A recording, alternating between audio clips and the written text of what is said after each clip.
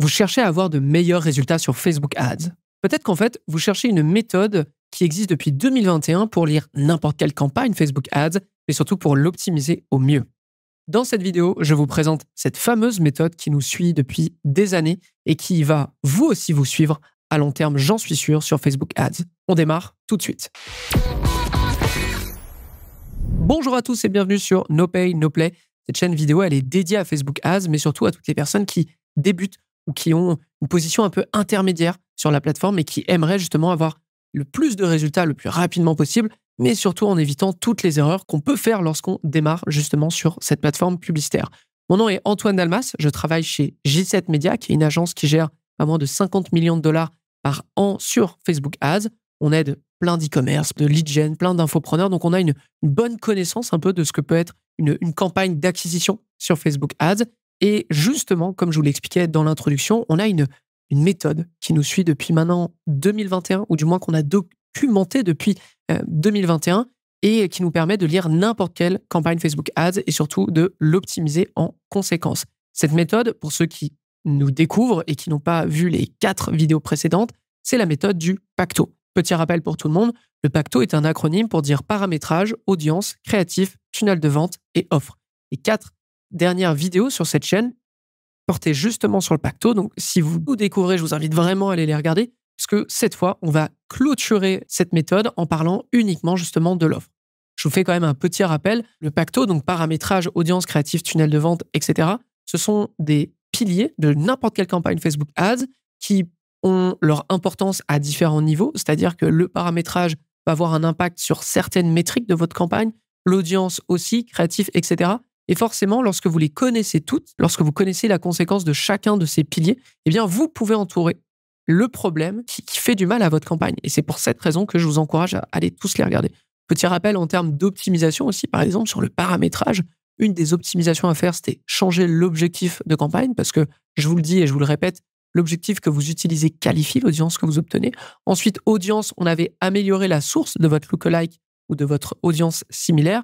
Par exemple, une audience similaire sur les visiteurs n'aura en théorie pas la même qualité qu'une audience sur tous les acheteurs de votre site internet. Pour les créatifs, ça va être, par exemple, de décliner ce qui fonctionne. Une bonne publicité, lorsque vous la déclinez de façon assez légère, eh bien vous avez toutes les chances de réitérer ce succès et donc d'en prolonger le succès dans le temps et même d'augmenter votre budget pour avoir toujours les mêmes bons résultats accessoirement. Et dernière optimisation, pour le tunnel de vente, je vous ai expliqué en long et en large que réduire ou augmenter les étapes de votre tunnel de vente pouvait justement soit accélérer la conversion, soit à l'inverse, mieux qualifier l'audience avant la conversion. Je pense notamment à toutes les personnes qui font de la génération de leads. Vous avez sûrement eu ce problème une fois, c'est-à-dire que vous avez des leads qui sont pas chers, c'est très bien, mais qui sont d'une qualité très médiocre. Eh bien, l'une des optimisations qu'on recommandait dans ces cas-là, c'était de complexifier le tunnel de vente, de complexifier le formulaire que vous proposez pour que la personne qui n'est pas vraiment intéressée, qui n'est pas très qualifiée, s'en rende compte ou en ait marre et s'en aille. À l'inverse, que la personne qui est très qualifiée, qui a très envie d'avoir la solution à son problème, eh bien, elle remplisse le formulaire et que derrière, elle réponde à votre appel téléphonique. Donc ça, c'était tout ce qu'on avait vu justement dans les précédents épisodes. Maintenant, eh bien, ça y est, on clôture et on va parler de l'offre. Première question que vous allez me poser, c'est qu'est-ce qu'une offre? Sur Facebook Ads, c'est quoi une offre? Et je tiens à vous préciser quand même, ça sera l'épisode qui, à mon sens, sera le moins Facebook Ads de la série. Parce qu'on va plutôt parler de marketing ici. On va peut-être prendre quelques mètres de hauteur, ou même plus d'ailleurs, sur la campagne Facebook Ads, parce qu'on va plus revenir aux fondamentaux du marketing. Une offre, selon moi et selon nous chez J7 Media, c'est finalement une proposition de valeur sur un marché donné. C'est-à-dire que vous êtes dans le marché du vêtement, vous vendez un t-shirt, eh bien c'est une proposition de valeur. Ok, ce que vous vendez finalement, c'est le t-shirt. Ça, c'est l'offre. Et on va le voir après avec justement qu'est-ce qui compose une offre. Vous avez différentes façons de présenter ce t-shirt, de présenter votre offre. Tout le jeu sur Facebook Ads, pour le coup, c'est de montrer hors de tout doute que la valeur de ce que vous proposez, de la valeur de votre offre, elle est supérieure à ce que la personne doit débourser pour l'obtenir. C'est-à-dire que, imaginons, lorsque la personne achète un t-shirt, elle doit être convaincue que le prix est juste, entre guillemets, et qu'elle fait une affaire, quelque part. Alors que ce soit une affaire en termes d'économie ou une affaire en termes d'investissement à long terme, une affaire en termes de statut social, vous avez à peu près compris l'idée. Sur quelle métrique une offre peut avoir des conséquences? Et là, je parle de métriques de campagne Facebook Ads. Eh bien, il y en a 3. La première, c'est le taux de clic sur lien. C'est-à-dire, une personne voit votre publicité, elle voit l'offre qui est désignée. Est-ce qu'elle clique ou pas? Est-ce qu'elle a envie d'en savoir plus sur cette offre? Est-ce qu'elle a envie d'obtenir cette offre? Est-ce qu'elle a envie d'acheter? Etc. Forcément, le taux de clic sur lien. Par extension, c'est certain qu'une offre va avoir des métriques croisées entre l'offre et les créatifs, par exemple, ou même l'audience. Je vous donne le taux de clic sur lien parce que ce que vous présentez dans votre créatif, généralement, c'est votre offre. Donc forcément, l'intérêt que va porter la personne à votre créatif il y a aussi une conséquence avec l'offre. Ok, il y a une causalité avec l'offre. Ça, c'est le point 1. Le deuxième point, c'est le coût par résultat. Bah ouais, c'est certain, votre offre, si elle est bien amenée, si elle est bien expliquée, etc., comme on va pouvoir le voir après, forcément, si votre offre est bonne, vous devriez avoir un coût par résultat qui est plus bas qu'une version mal expliquée ou une mauvaise offre aussi sur Facebook Ads. Et pour terminer, vous avez aussi la valeur du résultat. Certaines offres peuvent pousser la personne à acheter plus cher, à augmenter leur panier d'achat. Et je vais vous donner évidemment plein d'exemples pour des e-commerce comme pour des lead gen derrière. Donc vous avez compris que finalement, l'offre est à la fois autour de la publicité, donc le clic sur lien, et à la fois aussi sur la conversion finale. Est-ce que les gens achètent? Est-ce que les gens achètent beaucoup ou pas? D'accord? Maintenant, la question que vous allez me poser, quels sont les éléments qui composent une offre? Eh bien, je dirais qu'il y a un contenu qui existe, qui est un livre, en fait, très simplement, qui s'appelle 100 Million Dollars Offers de Alex Hormozy. Pardonnez-moi si je ne l'ai pas très bien prononcé, mais c'est un livre d'un entrepreneur américain qui est accessoirement un brillant marketeur, évidemment, et qui nous explique tous les composants d'une offre. Je vais vous le synthétiser ici pour que vous compreniez. Là, ça va être comment vous présentez votre offre, mais après, je vais vous présenter aussi des offres purement Facebook Ads. Mais c'est hyper intéressant à comprendre parce que une même offre peut être présentée de façon complètement différente. Alex Hormozy nous explique qu'une offre, finalement, c'est la somme ou la multiplication, moi je préfère dire quand même la somme, de plusieurs leviers. Chacun de ces leviers peut être augmenté, baissé, dépendamment de ce que vous voulez faire, dépendamment de ce que vous proposez à la fin. Le premier levier, ça va être évidemment l'urgence, c'est-à-dire il faut agir vite.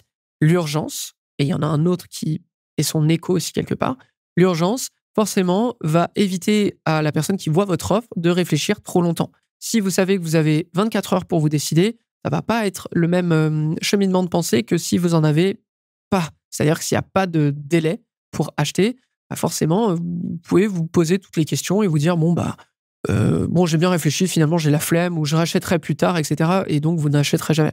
À l'inverse, si on vous dit que vous avez 24 heures pour acheter, là vous commencez à vous dire ok, donc là si je ne l'achète pas maintenant, je ne la retrouverai peut-être même pas. Ça, c'est un des premiers leviers.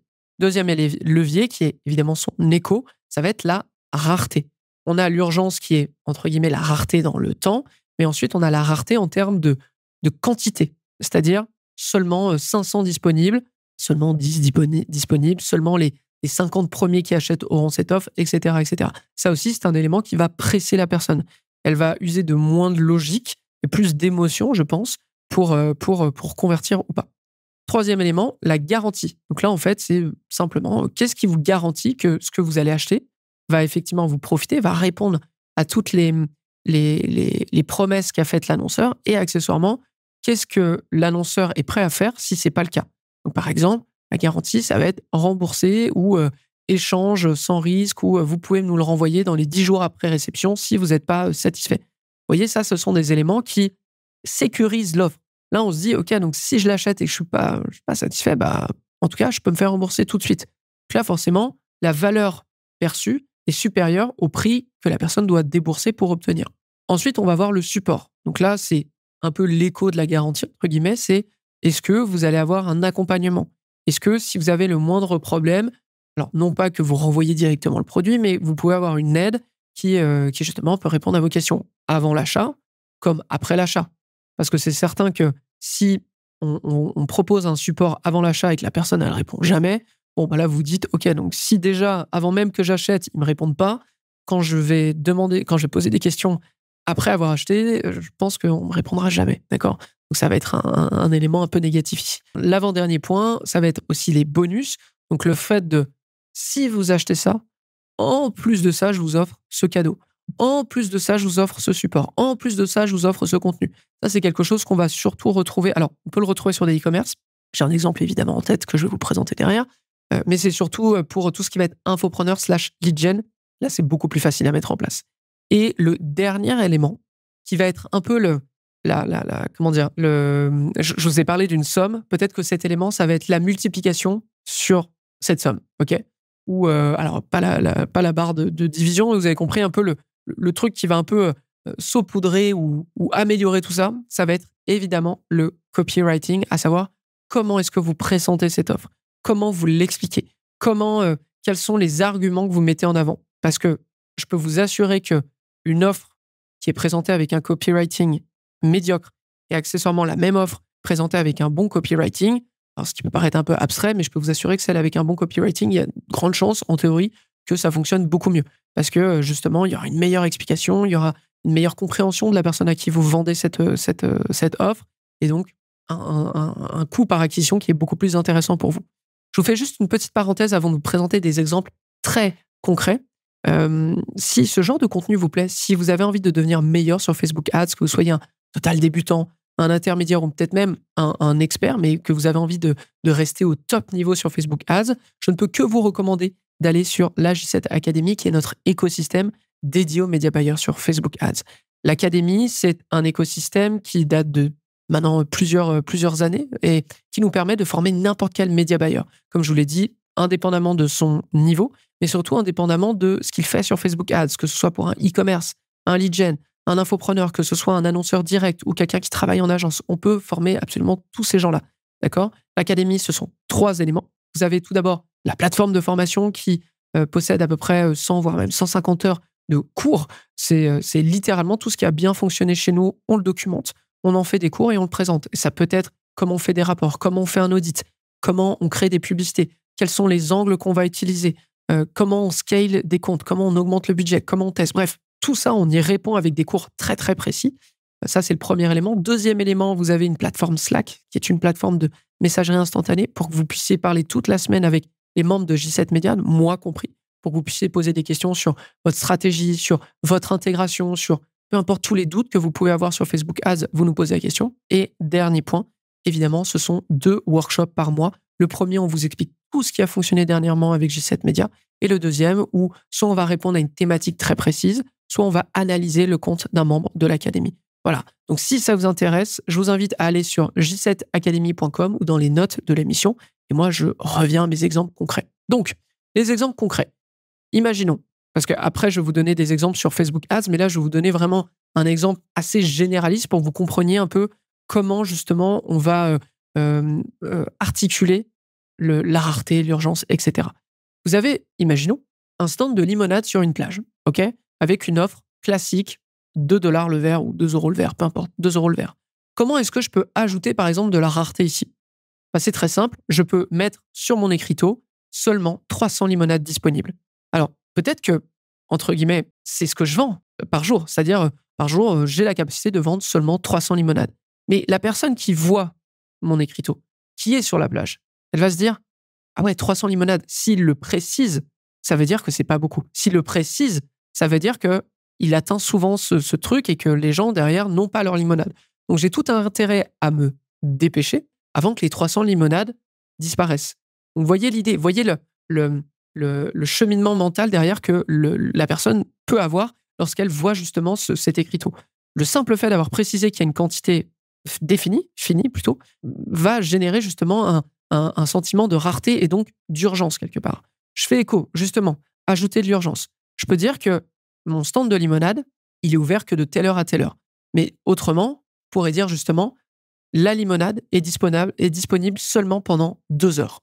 Et là, du coup, encore une fois, là, on va créer de l'urgence. C'est-à-dire que si vous voulez de la limonade, c'est maintenant. C'est pas dans 4 heures, parce que je serai plus là. C'est pas dans 3 heures, je serai pas là non plus. C'est seulement entre maintenant et dans 2 heures. D'accord? Donc là, il y a encore ce côté d'urgence. Il y a encore ce côté faut que je prenne une décision rapidement. Un autre élément qui va être, par exemple, donc le copywriting. Je vais pas parler de support, je vais pas parler de garantie ici. Mais par exemple, le copywriting. Le copywriting ici, ça va être de dire, si évidemment c'est vrai, vous n'allez pas inventer si c'est faux, mais c'est vrai, ça va être justement de déconstruire mon offre pour la reconstruire en expliquant chaque élément. Vous allez comprendre. Cette pratique, c'est ce qu'on appelle le stacking. Le fait d'empiler, de stacker justement des éléments pour présenter une offre beaucoup plus grosse que ce qu'elle n'est au définitif. Imaginons, je vends de la limonade. Je pourrais dire justement, je vends une limonade. D'accord? Maintenant, si j'utilise cette technique de copywriting qui est le stacking, ça va être de présenter toutes les couches qui sont cette limonade, d'accord, qui font cette limonade. Par exemple, ça va être de dire, je vous propose une limonade dont l'eau est issue d'une source loin de toute civilisation et hors de tout doute qui n'a aucune trace de pollution à l'intérieur. Point 1. Les citrons qui sont utilisés pour cette limonade sont issus d'une ferme biologique située au Maroc. Donc, en théorie, j'ai une eau, le composant 1 de la limonade qui est bon, le composant 2 qui est le citron, qui est bon, qui est bio, etc., etc. Et je pourrais aller même plus loin en disant le sucre est issu d'une ferme ou je sais pas, d'une usine. Bon, peut-être pas utiliser le terme usine, mais vous avez compris un peu l'idée, pour dire que, bref, tout ce qui compose ma limonade et de donner de l'importance à tout ce qui compose mon offre finale. Vous avez un peu compris l'idée, ok? Maintenant, je vous ai donné des exemples. L'exemple un peu généraliste autour du stand de limonade, on va rentrer dans des exemples d'offres performantes qu'on a pu tester nous-mêmes sur Facebook Ads. On va commencer par les e-commerce. Par exemple, l'offre, une des offres les plus puissantes, franchement, qui peut être utilisée à long terme, qui a même battu certaines fois des réductions, donc du style 20%, 10%, etc. Ça va être la livraison gratuite. Je peux vous assurer que la livraison gratuite, c'est quelque chose qui fonctionne. On a même, chez certains e-commerce, on observe que la livraison, c'est le frein, le coût de la livraison, c'est le frein à l'achat. Bon, c'est pas grave. Pendant un temps, on fait de l'acquisition. On a cet écosystème qui grossit autour de nous d'audience chaude, ou d'audience de retargeting. Une fois par mois, derrière, on va dire, c'est parti, de telle date à telle date, livraison gratuite pour tous ceux qui achètent. Et là, boum, on convertit un max de monde. Autre exemple, la réduction par palier. C'est-à-dire que si vous achetez un produit, vous avez 10%. Si vous achetez 2 produits, 20%. Si vous achetez 3 produits, 30%, etc. Ça, c'est aussi quelque chose qui fonctionne. Le cadeau offert. Là, c'est aussi une offre qui est intéressante pour les annonceurs qui ont justement une marge assez faible sur leurs produits et qui ne peuvent pas se permettre d'offrir des rabais. L'idéal, dans ce cas-là, c'est de trouver un produit qui vous coûte pas cher à offrir et de l'ajouter pour dire, OK, si tu achètes ce produit, je t'offre celui-ci. Ou même, si tu achètes pour tant d'argent sur mon e-commerce, je t'offre ce produit. Et là, on revient justement sur le côté d'une bonne offre. Elle est capable de générer plus d'achats. Pas en termes de volume d'achat, mais en termes de panier moyen. C'est-à-dire que si vous achetez pour $50 ou pour $100 ou 100 euros, peu importe, eh bien, vous obtenez tout de suite ce produit. Donc forcément, ça va pousser les gens à se dire « Ah là, je suis pas très loin du 50 ou $100, je vais rajouter un produit de plus, comme ça, j'obtiendrai ça. » Vous voyez l'idée. Livraison gratuite. Ensuite, aussi, quelque chose qui fonctionne plutôt bien, je trouve, c'est le bundle de produits.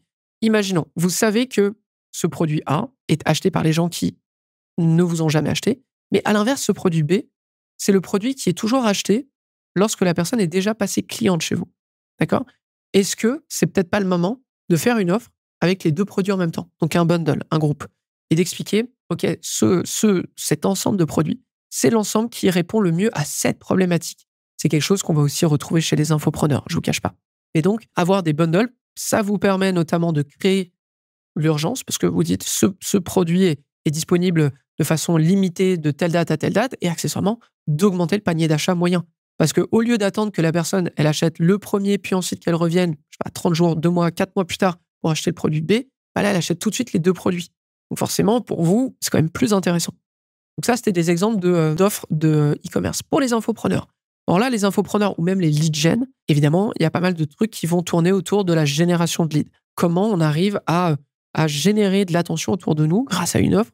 L'offre, par exemple, ça peut être un diagnostic gratuit. Avant d'acheter quoi que ce soit chez nous, on vous propose un diagnostic pour vous situer et pour que, hors de tout doute, vous puissiez vous dire « Ok, j'ai besoin d'acheter leur solution ». Ensuite, une consultation offerte. Donc là, c'est autre qu'un diagnostic, c'est plutôt on se voit en téléphone pendant 1 heure, 30 minutes, et pendant ce temps-là, je réponds à toutes les questions que tu as sur ce domaine. Et je te prouve en théorie, je te prouve en pratique plutôt, que je suis un expert dans mon domaine et que je suis capable de t'accompagner. Ça, c'est des offres qui sont évidemment très intéressantes. Ensuite, le bonus ou le lead magnet. Ok, donc littéralement, un contenu éducatif ou un contenu intéressant pour toi contre ton adresse mail. Donc là, encore une fois, eh bien, si tu es intéressé, tu me donnes ton adresse mail, toi, tu obtiens ce contenu, et moi, derrière, je me permets de te relancer par email pour savoir si tu n'as pas envie, à un moment donné, d'obtenir mes services. Et dernier point, vous avez ce qu'on appelle le tripwire. Alors là, le tripwire, c'est vraiment quelque chose qui fonctionne très, très bien si on a envie de ne pas payer son acquisition. C'est-à-dire que littéralement, au lieu d'acheter des leads, eh bien là, vous achetez à faible coût des acheteurs, des clients. D'accord? Et on le sait, des clients, s'ils sont satisfaits, ils ont tendance à revenir. Le tripwire, c'est un terme pour dire je t'offre un petit produit qui coûte pas cher, qui est sur un prix aux alentours de 10, 20, peut-être même 50 euros. Et lorsque tu as acheté ce produit, je te propose tout de suite un autre produit plus cher, mais qui va compléter ton expérience. Donc toi, tu peux soit ignorer ce produit, soit l'ajouter.